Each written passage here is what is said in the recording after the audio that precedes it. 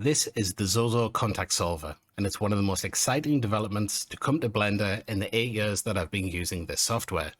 Zozo is a Japanese fashion retailer, and they originally developed this contact solver physics engine to simulate clothing. It's capable of calculating extremely precise collisions in ways that simply aren't possible using Blender's native tools.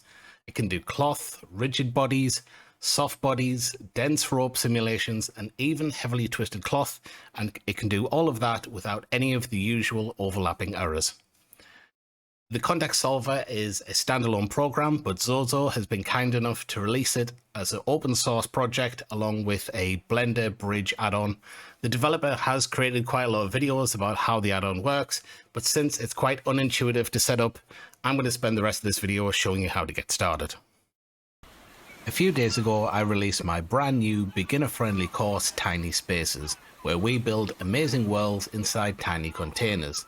You can now get that course and one of my most popular courses, Isometric Spaces, in a 2-for-1 deal. Pick up the Blender Spaces bundle and use the promo code 241 at checkout. This deal won't be available for long, but now is a great time to pick up the bundle as I'm currently working on a brand new module for Isometric Spaces, which will be released this week, covering the creation of a wizard's workshop. Both of these courses are designed to be beginner accessible. As long as you know the basics of Blender, you'll have no problem following along, but there's plenty of content there also for more advanced users. Use the code 241 to get the bundle for the price of one course. Alternatively, you can pick up any of my standalone courses at a 35% discount using the code SAVE35 at checkout over at my Gumroad page.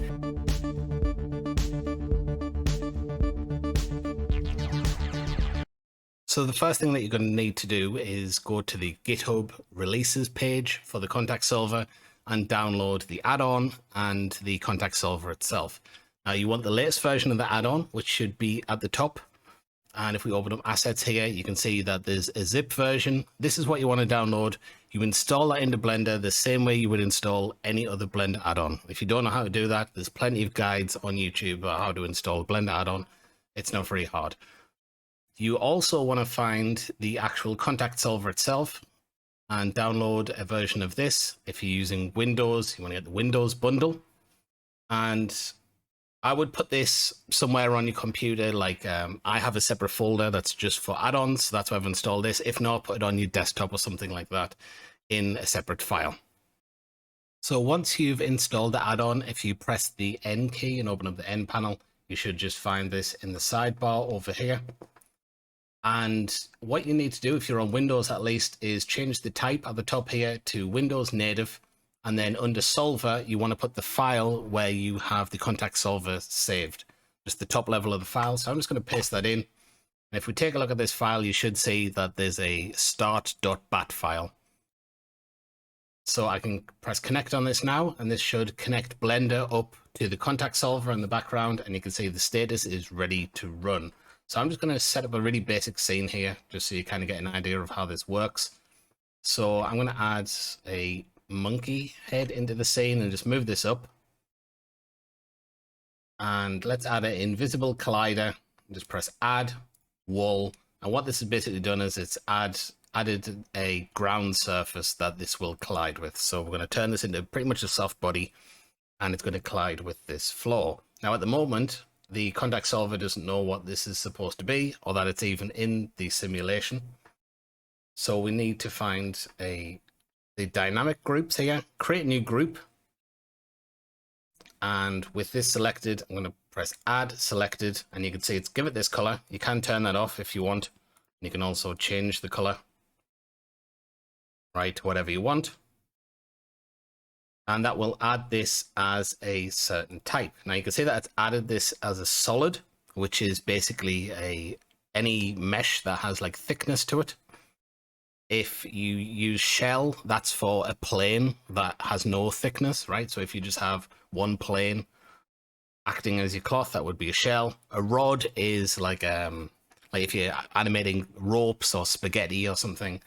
And static just makes it a collider. So if you wanted to add an object into the scene that this would collide with, you would add a new group and you would change the group type to a collider, basically.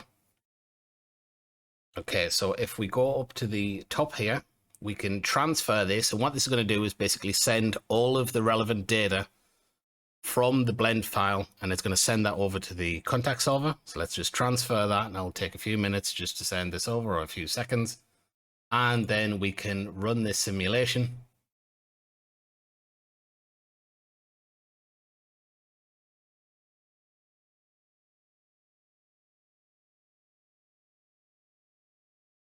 Okay, so I'm using a 4090, which is quite a decent GPU, but that didn't take very long to run at all. If you're using worse hardware, you might get bad results with this. It is recommended that you have quite a new GPU.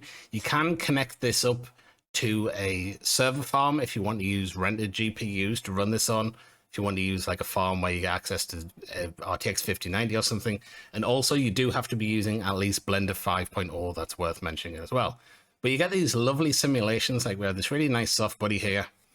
And I've thrown absolute tons of cloth at this so far, and it took a long time to calculate, but there was no overlapping whatsoever. I can't believe how stable this is. Like, this is just such a game changer for Blender when it comes to physics. And anyone who watches this channel knows that I really hate Blender's physics as it is right now. So the fact that we have stuff like this working in Blender is crazy. But what you will get here, in the modifiers tab, you'll have basically this P2C file. It's like a cache where it's going to save everything. What you can do is press fetch all, and then you can bake the animation, and that will bake this to keyframes instead. And if you're wondering how cloth simulation can be keyframes, it's basically just a massive amount of shape keys, like a new shape key on every frame.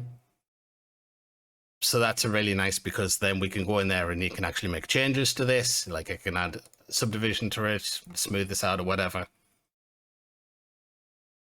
And this is just going to play in real time really nicely. And I'm blown away with this, guys. I think this is absolutely fantastic. So I'll have a link in the description where you can pick up this yourself, and I'll have a link to where you can see the developer talk you through all the more advanced features that this has, because I really don't have time to go through this entire thing in this video, and I'm still learning how this works myself.